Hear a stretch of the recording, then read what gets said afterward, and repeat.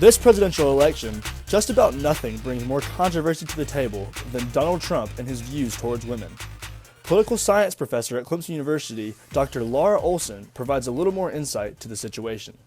A lot of the things that Donald Trump says can be viewed rather explosively, things that he says about women, ways that he talks about women.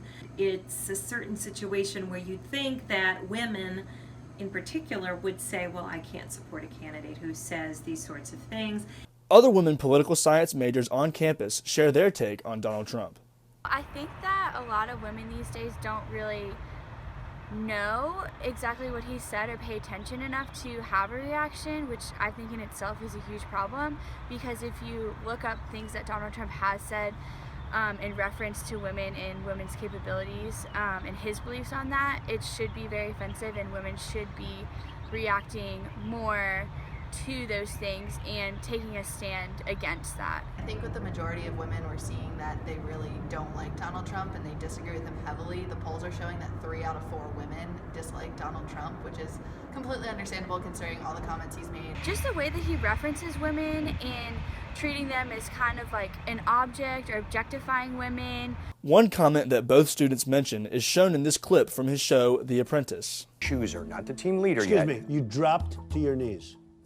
Yes. And begged to do this. And I said, I'm looking around the room, and we had even Latoya, who sitting beside me, thought maybe Brandy was right. Must be a pretty picture, you Little dropping to your John knees. and Dennis thought I should be. If so many women feel this strongly about Donald Trump, he should be taken down no problem, right? Not so fast. There are plenty of women who are still voting for Trump, despite the comments that he's made, despite the language that he uses.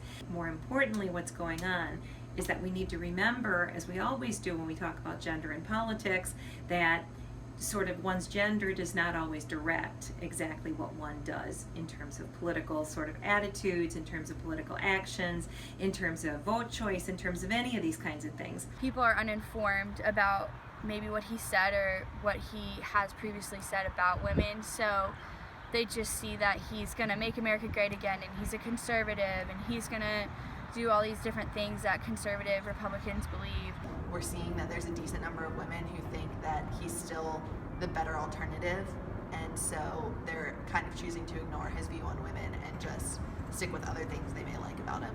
Dr. Olson explains that women voters may feel a certain pressure if it came down to an election between Donald Trump and possible Democratic nominee Hillary Clinton. And that's what we call cognitive dissonance. So part of my identity pushes me in one direction, another part of my identity pushes me in another direction.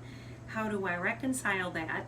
The way one reconciles that is by sort of this calculus that we all do in our minds of what's the most important thing about me, and how can I let that important thing about me drive my vote choice. Much of the older generation of women already says they feel like they want to vote for Hillary just because she is a woman, or we don't see that trend as much with younger people.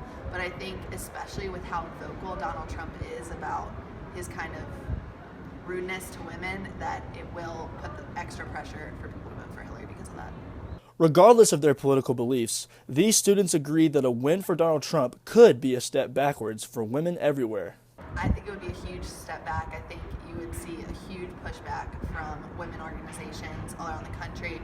Granted, we can't know exactly how big of a deal it would be depending on who controls the houses of Congress, because he can't just push everything through like he says he's going to. I think it's a step back, but I don't know if it'll be quite as bad as everyone thinks it'll be. It certainly wouldn't be a stride forward for women. The job as president is to be representative of minorities and women and everyone within the United States as the leader of the free world, and then be able to make a decision for everyone. I don't think he has the capabilities to do that.